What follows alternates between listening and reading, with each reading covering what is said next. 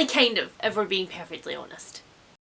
Hi guys, it's Leanne and welcome to my first video in a little while. So that this isn't just like a where I've been video, because how interesting is that for you guys really? This is going to be a where I've been and then also the opening of my store. I have a lot of footage sitting there from like 3 weeks ago before this entire fiasco happened, and I will show it to you guys as compensation for having to listen to this really depressing story. Let's begin, shall we? Also, can we just, I have pumpkin coloured hair and I am feeling my true witchy vibes. It's finally coming into my season, guys. It's finally coming in to my season. It cannot come quick enough. If you've been following me on Instagram, you will already know a little bit about this story, but essentially several weeks ago my lovely wife Helen was abruptly hospitalised. She had been feeling really tired for quite a while, and when I say tired I mean abnormally tired. Tired to the point where I was kind of like, are you sure? Are you really sure that this is normal? She was getting to the point where after working 1 or 2 lessons, she, because she is a driving instructor, she would be at the point where she actually had to go and have a nap, and that is very unlike her. Lovely wife Helen is a very do all the things type of person, and so I essentially ended up being like, it's time that you took yourself to the doctor. Going to the doctor is lovely wife Helen's least favourite thing to do in the entire world, but she took herself there. She had some blood tests taken. It came back that her liver levels were slightly elevated, and then literally 2 days later I opened the bedroom curtains one morning and was like, wow, you are yellow. And when I say yellow, I'm not talking like a little bit yellow, like kind of cute baby jaundice. I'm talking like she was auditioning for a part in Despicable Me 4. It was bad. It was so bad that there was no white left in her eyes. Her eyes had gone completely yellow, and I was like, no. We are going to A&E, which is accident emergency here in the UK and is the ER everywhere else. So we took ourselves to A&E, and usually my experience of going to A&E is either a mental health experience wherein it's an emergency and I have been taken there, or it is the other side of the spectrum where you're like, I don't know if this warrants A&E. Does this really? Surely I could just go home and wait till Monday, because this was a Saturday, for my GP. No. We went up to the desk and the lady went, oh. Didn't even ask our details, she just went, oh. Sat down. Triage time was like 35 to 40 minutes. We were seen in 5. Immediately Helen had bloods taken. She was admitted to a cubicle and we were told that there were only 2 things really that could cause the random onset of jaundice. So the first of those was going to be some sort of gallbladder issue where there's maybe like stones and there's an obstruction, or there's an infection which has caused swelling and basically the bile can't go anywhere, and so your bilirubin, which is your bile production, like builds up and up and up, and eventually you go yellow. Or there was something else, and something else at the time was essentially an infection or cancer. Needless to say, I did not do well with this. I've never experienced this before, so 2 things were happening simultaneously for me at the time that this was happening. The first thing was that I was attempting to come drastically down in my antidepressants, and you guys know I am very pro antidepressants. I'm very pro you guys, you know, taking whatever you need to take in order to let you function, but I've been functioning quite well over the past couple of weeks, and so I thought I will see if I can change my dose. I will see how it makes me feel, and so I was doing that, and that was obviously screwing with my anxiety levels and things. And on top of that, usually in a crisis situation, I go very calm, I'm very organised, I'm very immediately like, right, this is what we need to do this, this, this and this. I will organise this, you do this, and that's how I function. That is as a result of a few crisis situations I've been through when I was younger, which were quite honestly horrific physically and emotionally, and so I am very calm and collected. I was not calm and collected. I was crying. I literally could not stop crying. I have never experienced anything like that in my entire life. Here's a picture of my face that I sent to a few people, my very, very, very close friends who I was keeping updated on my lovely wife Helen, and I was like, this is what I look like, I cannot make it stop. And literally the nurses got to the point where at one point somebody came to me, or came to us both rather, and was like, would you like a glass of water? And Helen's like, oh no, I'm fine. She was like, actually, I was talking to her. So then we were basically told, okay, there's two routes this could go. This could be surgical or this could be medical. Surgical being a blockage, medical being something else. And we ended up being, because it's the easiest way to rule things out, going the surgical route. So Helen was told, go home, pack a bag, and I had to drive her all the way into Edinburgh. It was extremely stressful. I was still crying while I was driving. It was bad. We got there and it turned out that Helen could not have the ultrasound scan that she required because she had to fast for it first, and I, because she hadn't eaten anything all day trying to be the wonderful wife that I was, I got her to eat a yogurt, and then she couldn't have the scan. So you can imagine what that did to me and my mental health, because I was like, oh my god, we could have had an answer, this is all my fault. Long story short, we were told to come back in the next day for an ultrasound. Turned out I was able to go in with her.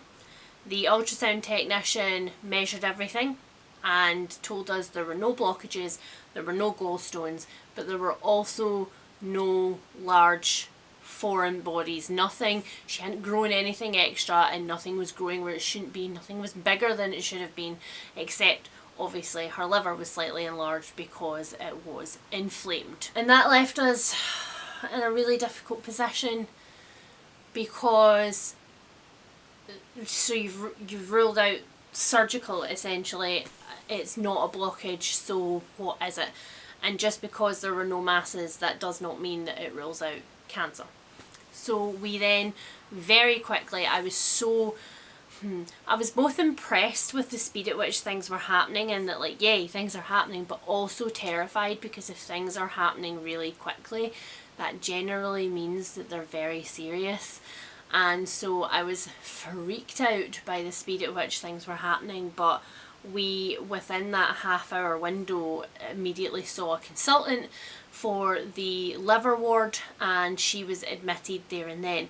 So to put it into perspective, Helen's liver function at the time, your liver function numbers, just in layman's terms, should be between something and 50. That's normal. And when you see inflammation and stuff, as our consultant put it, you would accept anything from between 50 to sort of like 300. Helen was at 1,470. That was how badly her liver was functioning. And that scared the ever-living, I mean, we weren't happy when we heard that. Also, her bilirubin was ridiculous, which is the thing that makes you yellow. Now, technically being yellow on its own doesn't actually do any damage to you. Your bilirubin itself is not, like, it's not actually negatively affecting your body, but obviously the liver enzyme levels being so high is. She was then admitted immediately, and unfortunately the ward that has liver patients on it is next to the transplant ward, the dialysis ward, the you're about to die because you can't have a liver transplant ward, essentially. And so there were many grim cases in the corridors around us, which did not help anybody's anxiety levels. Eventually, Helen was finally taken for her liver biopsy, and we were told the results of which could take up to 3 days to come. So we were like, oh my God, can this possibly get any worse? Could we possibly be waiting for this anymore? And luckily, one of the first screens that was run on her liver biopsy came back as positive, so we didn't have to wait for them to do the whole thing. And it came back that she has an autoimmune disease. This particular autoimmune disease affects women between the ages of sort of 15 and 18 and late 40s. So essentially at the onset of hormones and at potentially the onset of menopause. So it is a hormonal thing, and essentially what it is that the body believes that it has to attack the liver to make the body better.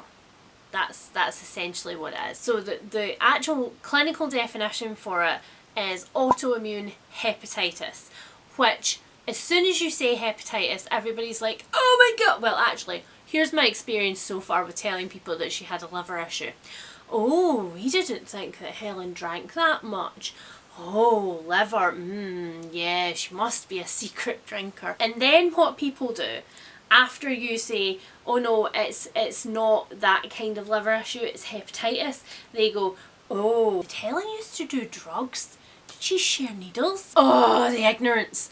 So something that I didn't know before all of this happened is that hepatitis for the liver is literally like saying an appendix has appendicitis. So when you are saying that an appendix has appendicitis, you are saying that the appendix is inflamed. Whenever the liver is inflamed for any reason, it is called hepatitis. So it is not just like the big classic hepatitis illnesses which some people very unfortunately get through contact with sharing needles and things like that.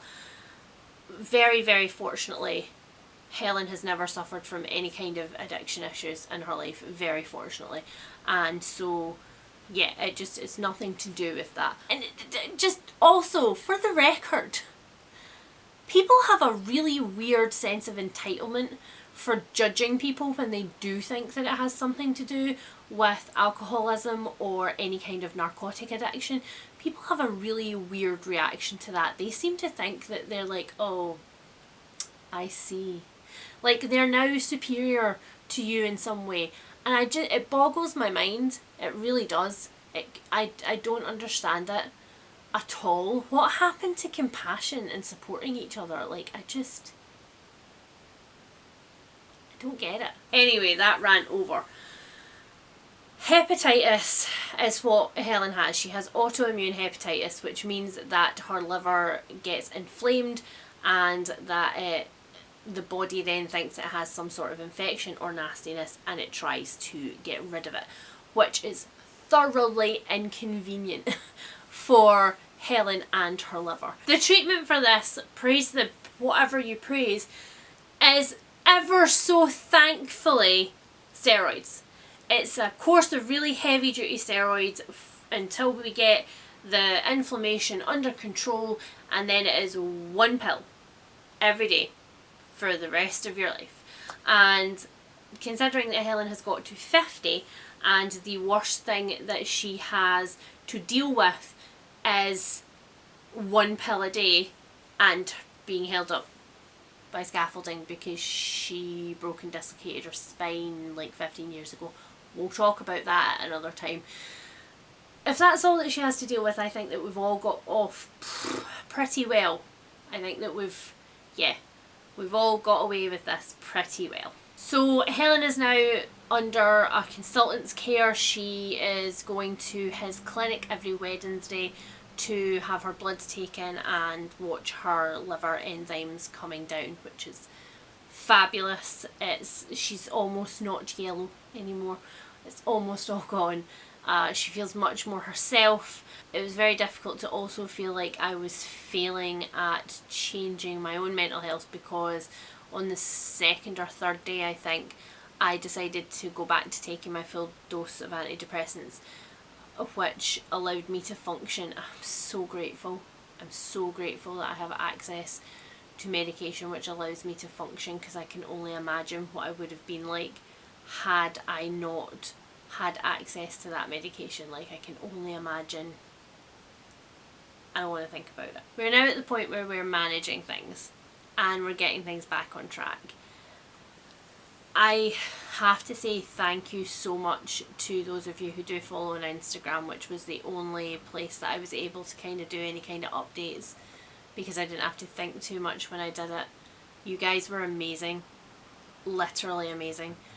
I am still working through messages, and now, like, Helen's been out of hospital for like a week and a half.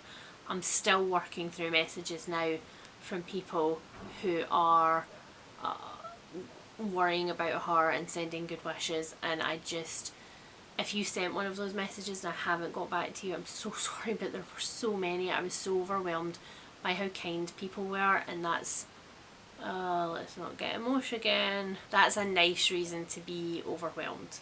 Yeah, so long story short, that's where I have been. It was also really difficult because as all of this was happening, my shop had opened the week before, and I had been, oh, you guys have been so generous, and it's been wonderful, because Helen is self-employed, and so while Helen was off work, we had no income. And so it was just so, it was such good timing in that respect. You guys were so generous, and I cannot thank you enough for the orders that you placed. But because I had just opened, I had quite a few orders, and it was a learning curve anyway, but it was even more of a learning curve making sure that I got orders out at the same time that Helen was in hospital, and I was running back and forth, and thankfully my mum did my post runs and things like that for me, so that was great. But because of that, I haven't showed you guys any kind of footage of what it was like when my store opened, or what I did in preparation for it opening, or anything like that. So I'm going to insert that footage now at the end of this video, and hope that it makes some sort of sense. Baby, I've got a black cat and I'm being witchy. How good is that? But I hope that that makes the footage makes some kind of sense, and that you enjoy it. And I will be back in a couple of days' time with a massive book haul, a catch up on sort of where I am with reading, and also normal bookish videos. Normal service will be resumed, ? Because obviously during a lot of this I wasn't reading. When I was doing anything, I was mindlessly listening to music, and if I wasn't mindlessly listening to music, I was literally just following the happy links that Kirsty was sending me on a daily basis, and catching up on podcasts and things that I didn't have to properly engage my brain with. And I have a big pile of books sitting next to me to haul for you guys, and hopefully you have missed me as much as I've missed you. Again, thank you for all of your support, and you continue to blow me away. Please enjoy the studio vlog footage, and I will see you soon. Bye. Whoa. Big monster black cat.